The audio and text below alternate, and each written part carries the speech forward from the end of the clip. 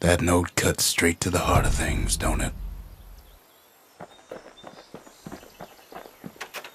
Finding gourmet ingredients ain't easy these days, but we'll take what we can get. The note says it plain. Zia, go east to learn the truth about the calamity and our people. I'll be waiting. Sincerely, Zulf. Zulf's messenger was one of his people. Wondered just how many of them survived, and what exactly Zulf told him.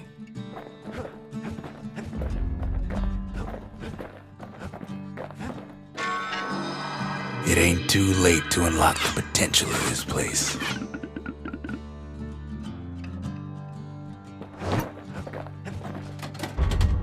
Just the occasion to crack open the distillery's private reserve. The shards are getting harder to find. That's Trigger Hill, where the Army's elite became the finest marksmen in the land.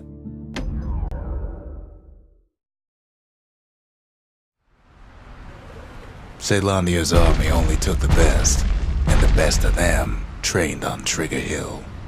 The Triggers believed they were nothing without their rifles. Nothing beats the feel of shooting a Caelandian army carbine. Sometimes you had to take care to steady your shot. The Triggers had clearance to modify their guns however they chose.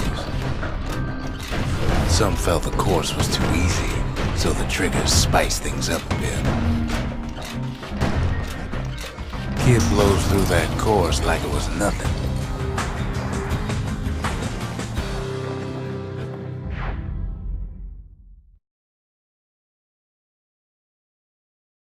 The Caelandian army would have recruited him in a flash.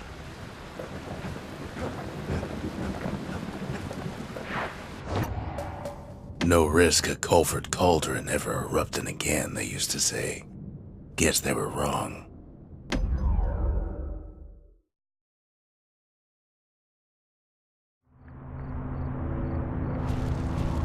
Not everything blew up in the calamity. Why, Colford Cauldron here blew up way ahead of its time. The cauldron boiled over some 300 years ago. They say it filled the skies with ash and the lakes with molten rock. If you wanted to survive something like that, you had to learn to adapt.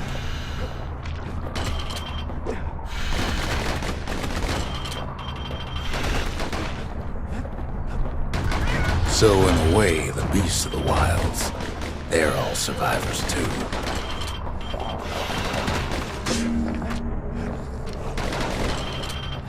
It takes a certain stubborn pride to keep on living in a place like this. As for us, we learned an awful lot from Colford Cauldron. That learning led to some interesting inventions. The raw power of the world fell right into our hands.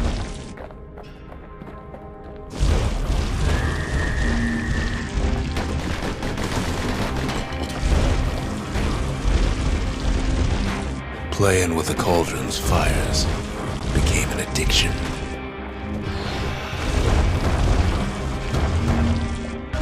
Can't fault our people for their natural curiosity now, can you?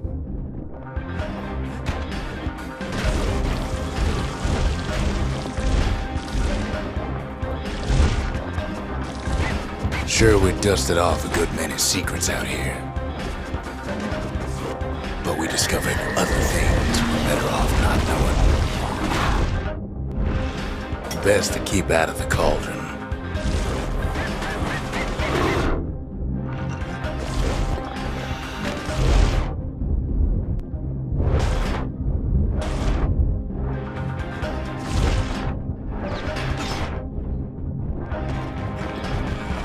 All sorts of awful things crawling underfoot.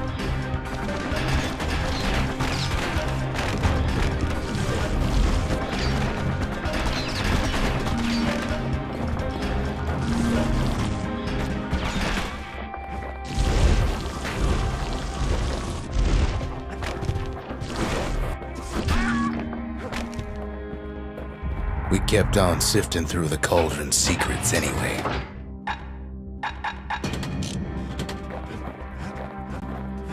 The more ash we swept aside, the more life we found.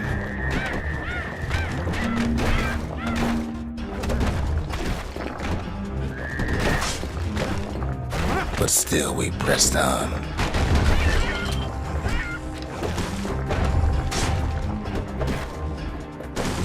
After all, when we looked down inside Colford Cauldron, looked down through all the smoke and flames, we saw in there the heart of the world, the heart now laid bare by the calamity. As for the kid, he just has to get that shard out of there. Too bad taking that thing woke up every last stink eye from here to Charleston Bog. Luckily, the cauldron cooked up a little shortcut for him. Sure, it ain't the most convenient path.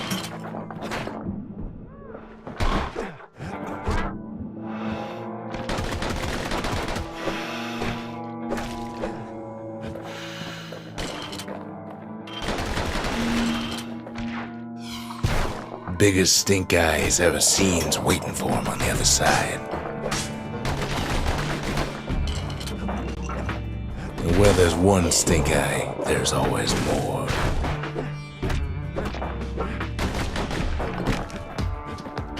The cauldron's tenants all gather up to bid the kid a fond farewell.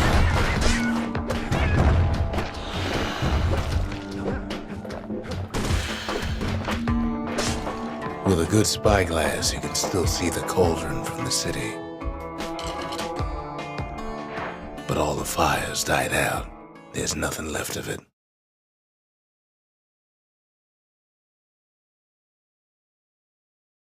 It comes back looking like the inside of a chimney.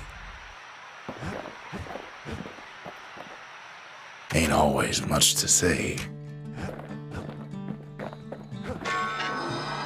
The shard works like a charm. You can hear the monument's heartbeat again.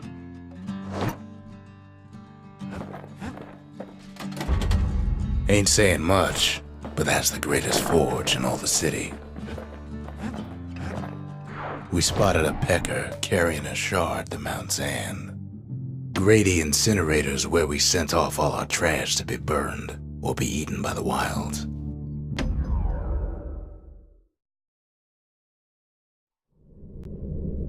Welcome to Grady Incinerator, home of the hottest wings east of Ceylondia. In all seriousness, the incinerator was a dump, and it had a problem with peckers. Blasted things would swoop in and spread trash all around, until we started using fire. We couldn't just torch them all at once. We had to use restraint.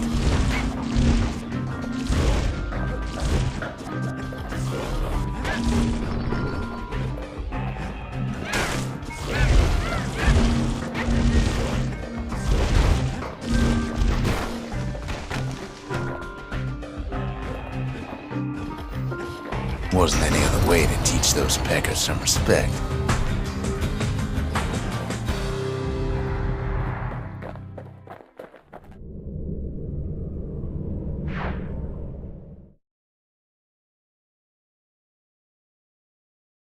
Who knows why we fought so hard to defend our own trash?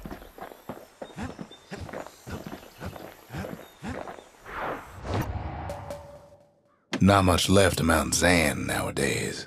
It's like a cross between a zoo and a prison break.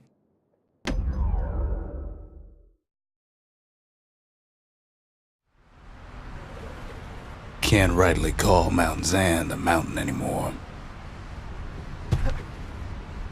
There's no more mountains now. There's no place left for the beasts of the wild to go.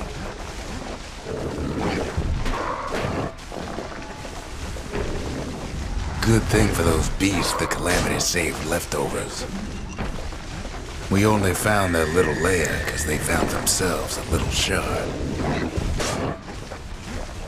It's a delicate situation. Those beasts been hoarding all the valuables they could find.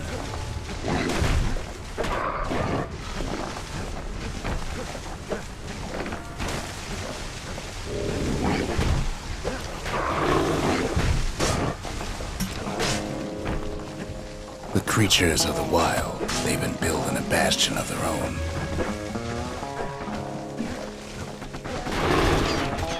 But they ain't yet prepared for any company. They even drag their children into this.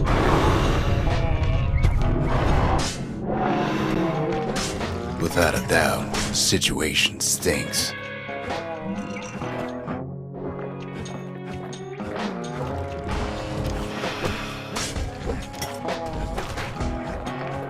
Best thing we can do for those beasts right now is put them down quick and clean.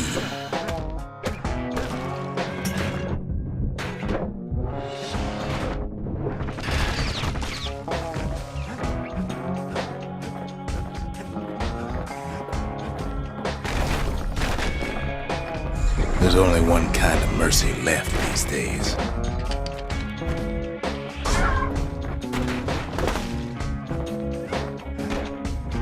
What the city left behind, those beasts took for themselves.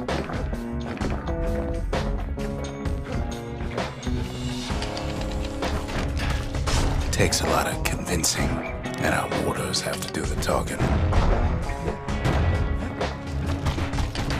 Look at it this way.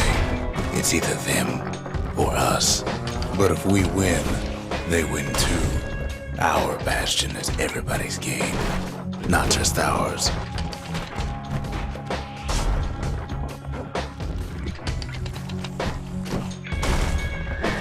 Those beasts been hard at work fixing up the place.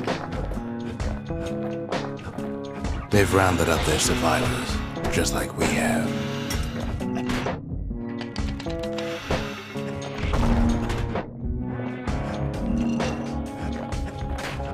They've been searching for cores and shards, just like we have.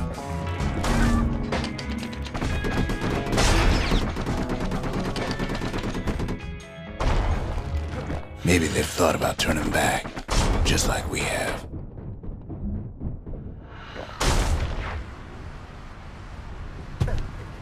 We just really need their shard. Kid got it fair and square.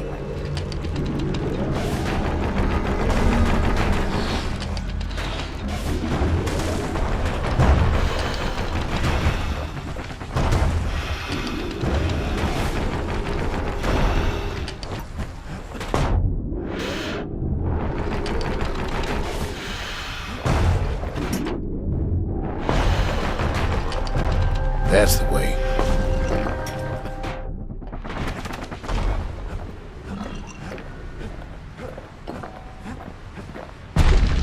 He's done what's best for him, don't you worry. Don't you worry.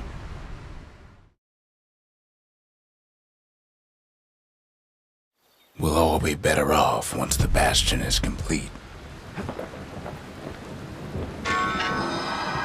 The monument's getting better.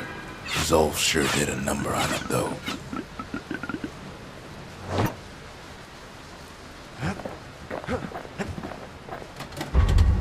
We need an awful big lost and found under the circumstances. Fixed that thing right up, didn't we? Made these goings-on a little livelier.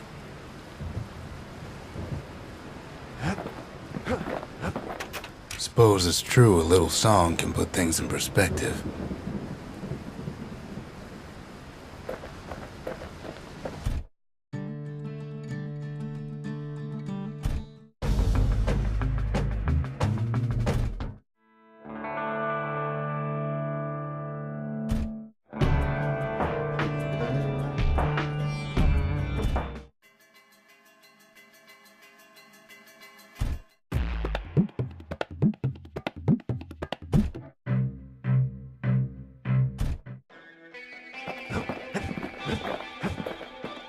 Just a couple shards left. The quarry's gotta have one, right? Boundless Bay used to be a weapons test and dry dock. Ain't never been this dry, though.